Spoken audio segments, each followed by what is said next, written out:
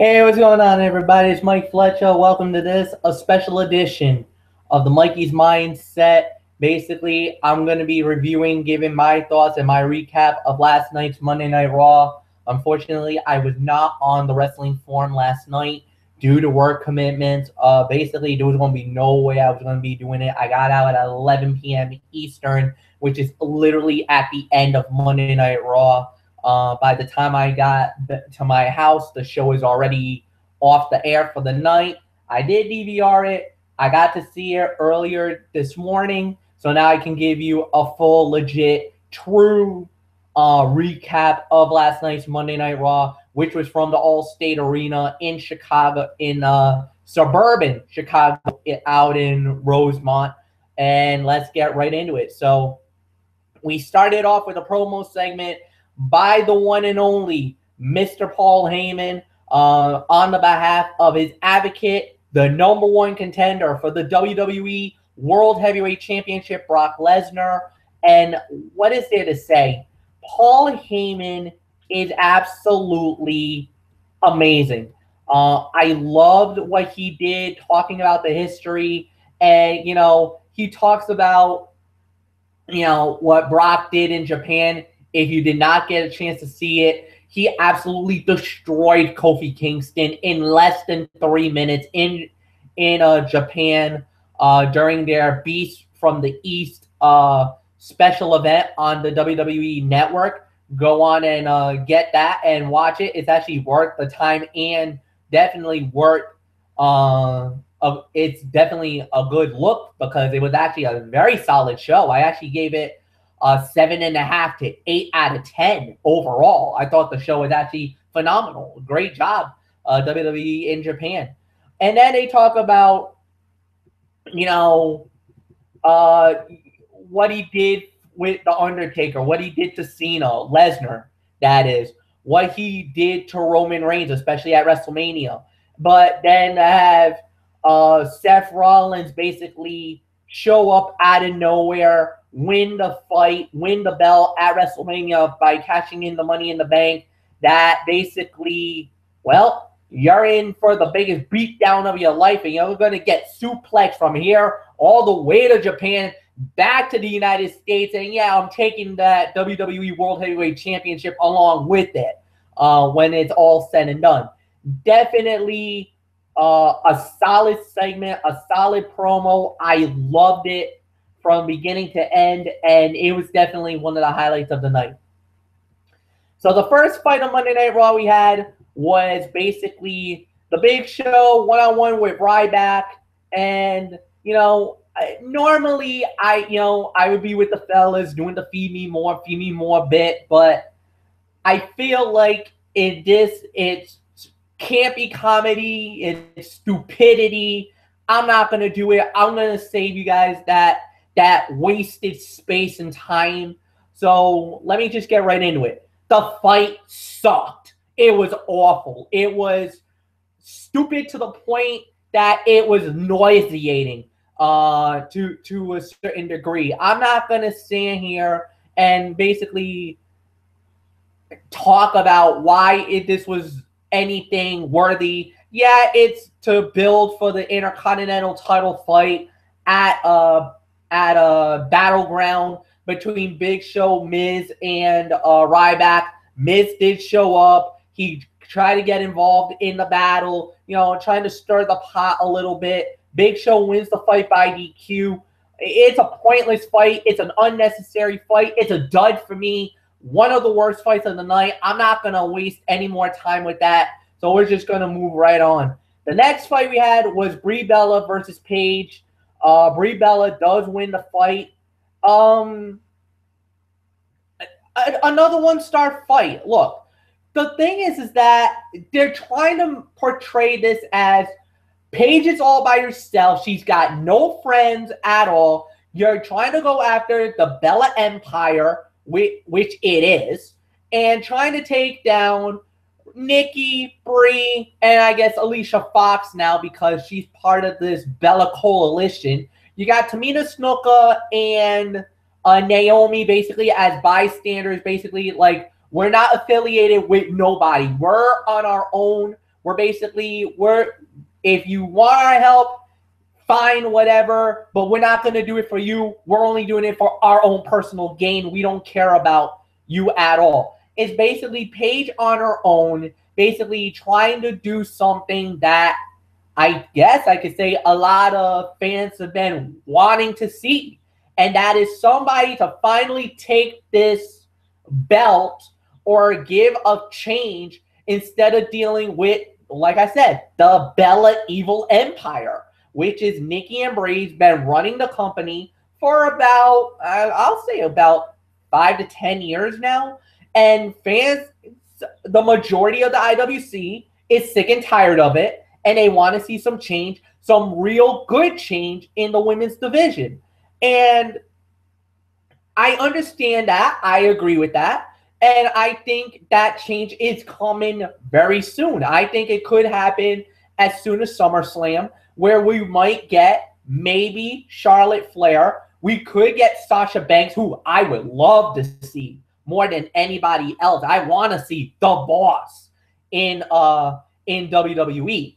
And then, of course, there's Bayley. There's Alexa Bliss. You can't deny them. There is some real good talent in NXT that deserves to get the call up. So we'll wait and see what happens. We just gotta hope for the best. All right, so the next fight was Sheamus going one-on-one with Roman Reigns. And this was, I will say this, solid fight. I mean, this was a good match, a Be a Man fight. I mean, Sheamus and Roman were throwing down. Solid 2-star fight. I loved it. I loved the psychology. I loved everything about it. Yes, we even had Bray Wyatt show up, got in the head of Roman Reigns again. He got him good this time.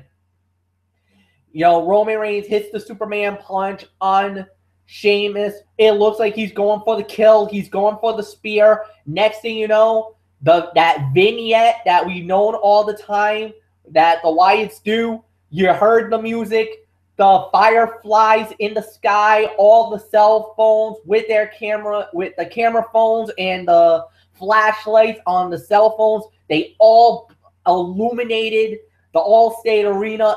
Trust me, I got to see it live firsthand when I was at a SmackDown show in Providence. I will tell you, it's a sight to see.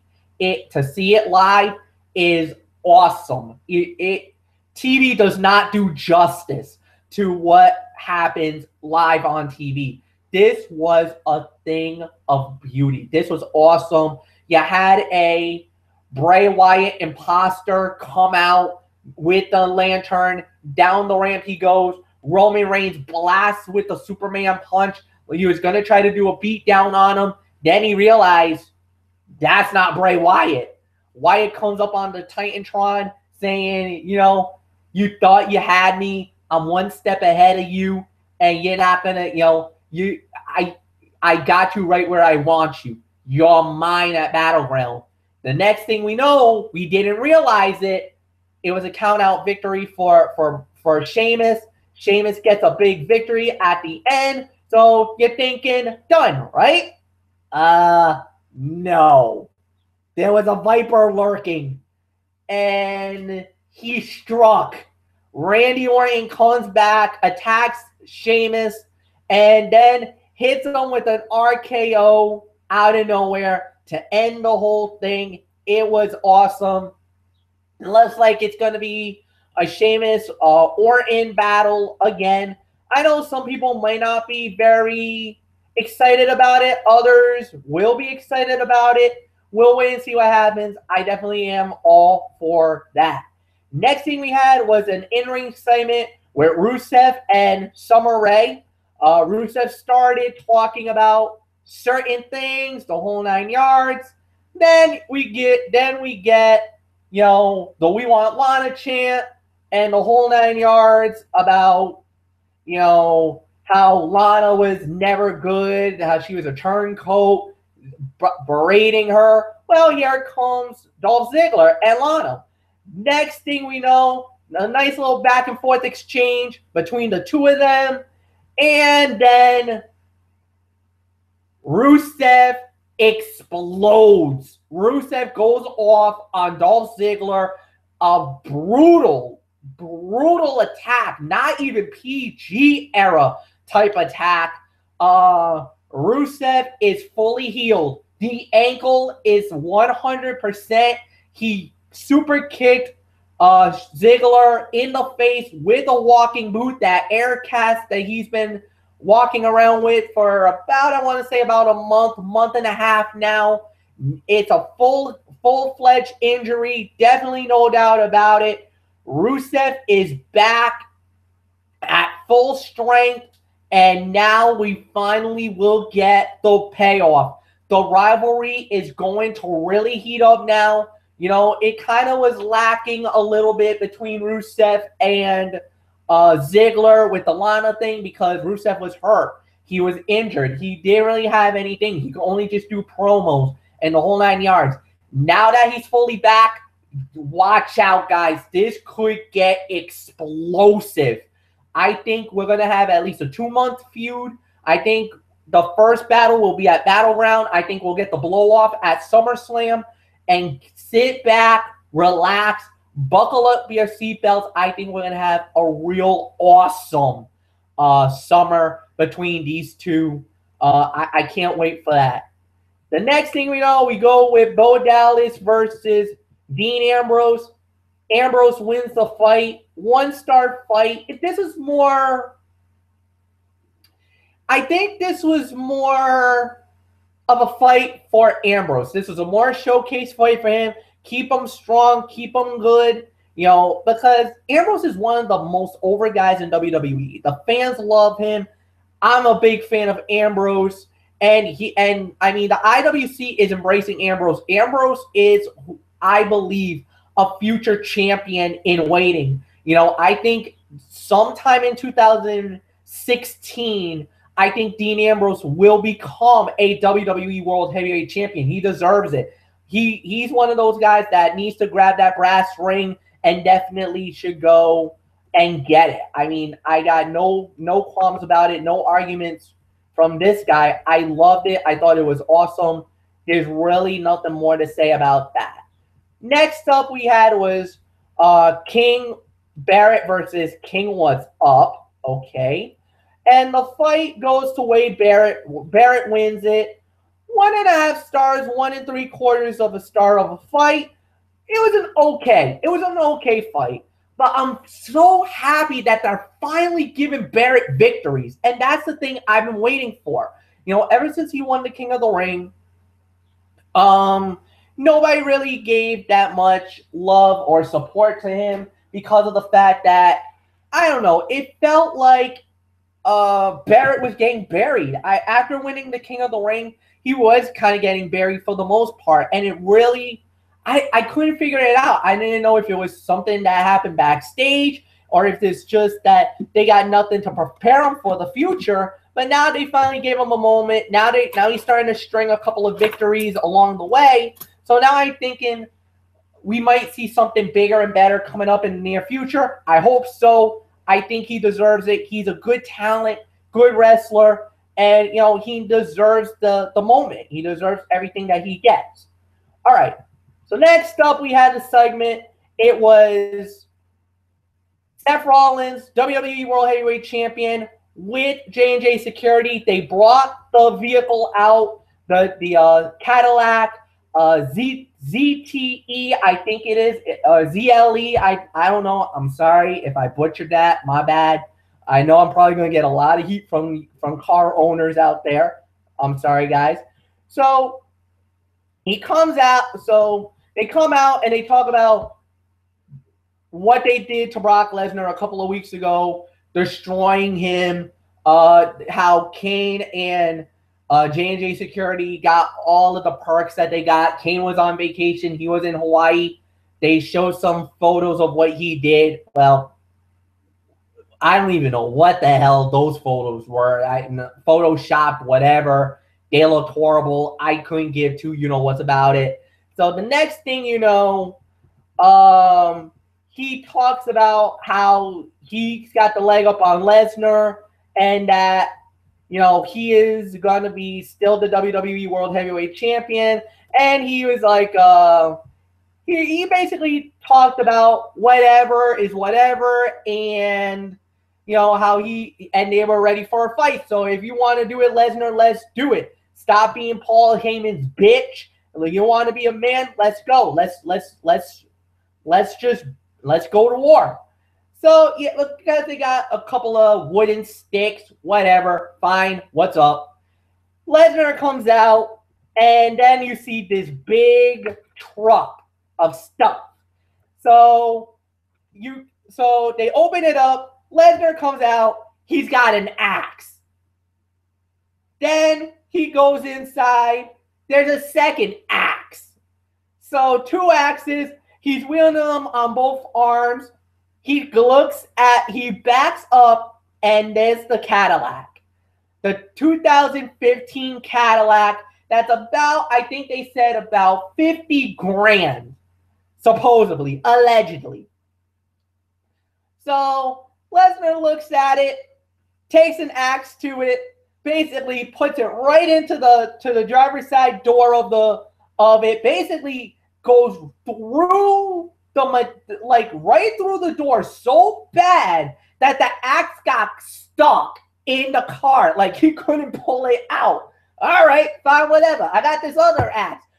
Right through one of the windshields, goes through the back of the windshield, starts going through the back of the car, starts damaging that through like you wouldn't even believe, breaks the back seat door, basically grabs the thing, flings it all the way out, and it actually hit a fan. We actually found this out later on that he threw the door, and 2 parts of the door actually, the interior side of the door actually got flung into the crowd, and it actually hit a fan. A fan actually got hurt. But good to report, it wasn't a serious injury. Maybe like he just got shooken up. You know, there was no cuts, no injuries, nothing bad truly happened. There's a video on it on YouTube.com. There's videos all over the social media. If you didn't see it, you got to look at it. Some fans got a real good picture of it. It was like you're like, holy crap, Brock, really? And this is not the first time he's actually done some damage and actually hurt some fans in Chicago. Remember the monitor incident where he basically chucked the monitor? It actually hopped over the ring rope and went into the crowd and it actually hit somebody up in the face about it. Yeah, it happened again. But whatever the case may be, then Jamie Noble went after Brock. He got Kimura. Kimura snap, breaks the right arm. So goodbye Noble. Joey Mercury tried to fight with Lesnar.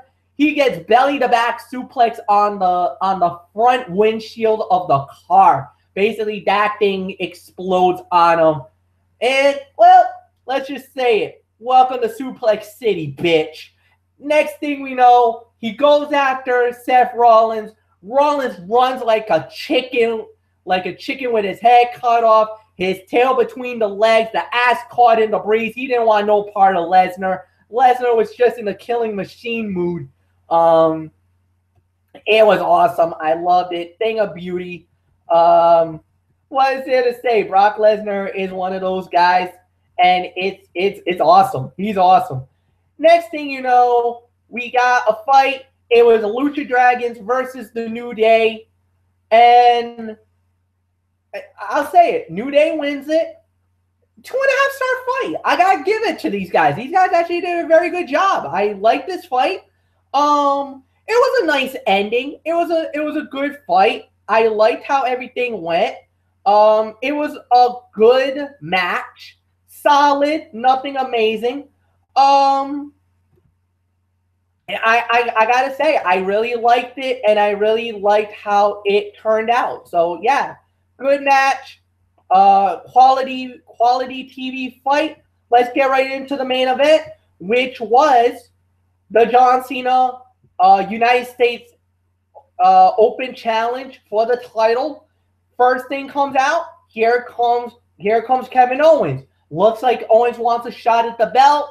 Let's see what happens now. Let's get it now. It's a teaser. Cesaro comes out. He's like, well, you know what? You screwed me out of an opportunity. I want to go after Cena again because I believe I can beat him, and you're going to fight me for the United States title. And if you don't get out of this ring, then, well, I'll beat your ass and I'll take you out right here, right now. Owens basically relented, backed out. He's out of there, and it's Cesaro versus Cena, the rematch. Let's go one more time. Cena versus Cesaro. What a fight. Fight of the night for me.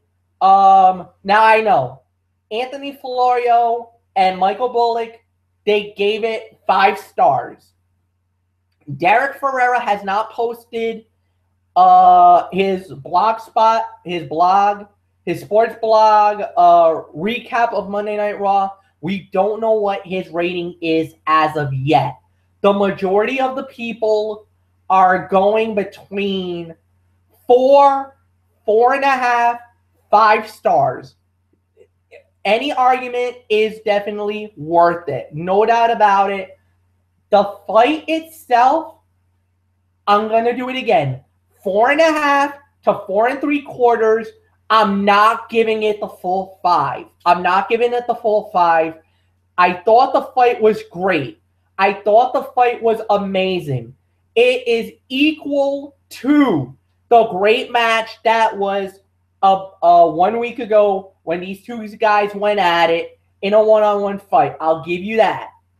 The reason why I'm not going 5 is because of the fact that I felt like there was some moments, especially at the beginning, it came out a little slow. It was slow at some points and everything else. There was a lot of big spots. Yes, the crowd was into it, but I don't want to be the prisoner of the moment. And that's what I felt Anthony and Michael Bullock were. Prisoners of the moment. I sat back. I got to see this fight, and I saw what I felt. And I feel this is a 4.5 to 4 3/4 star fight. I disagree with my colleagues. This was not even close to 5-star rating. I'm not giving it 5. Then Cena wins. Owens tries to attack. He goes for the pop-up powerbomb. Cena counters it, nails an 8A, and that ends Monday Night Raw. The overall rating for this show tonight, for last night's show, is an 8 out of 10. I thought this was a very good show. I liked everything about it. I thought everybody played a significant role in this show. I loved it. I loved everything about it. And I cannot wait to see it next week. Next week is Monday Night Raw, which is the go-home show for Battleground. And I will let you guys know that I can't wait for it. So, with that said, this is what's going to happen. I am officially out of Strictly Sports. I will not be on the show this Friday night because of the fact that I am actually going to the RWA hype taping, which is going down this Friday night. So I'm not going to be on the show. I'm going to be covering that. What I'm going to do is I'm going to do a special video tomorrow night. And because the lineup has been posted, I am going to talk about the stuff that is happening. There is going to be no power ranking from me this week. I am not going to do it. I'm going to talk about everything else. I'm going to talk about the NBA free agency, which I cannot wait to get into because I believe there's a lot of stuff that I like to talk about, especially with that. I'm also going to be talking about the Women's World Cup and Team USA winning the cup. I would love to get into that as well. I'm also going to preview the Copa de Oro, the Gold Cup. The tournament starts tonight. So I'm gonna give you my thoughts about that. Plus, I'm also gonna give you a special because I'm also gonna give you my thoughts about the fight coming up this weekend for the UFC. The Robbie Lawler versus Rory McDonald title fight, and of course Conor McGregor versus now Chad Mendes for the interim UFC championship.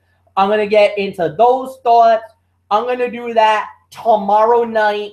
I don't know what time I'm going to do it. I'm thinking between either 9 or 10 o'clock is when I'm going to do it. So until then, I'm Mike Fletcher. You know the routine. Hugs and hand pounds. I'm out. So long for now.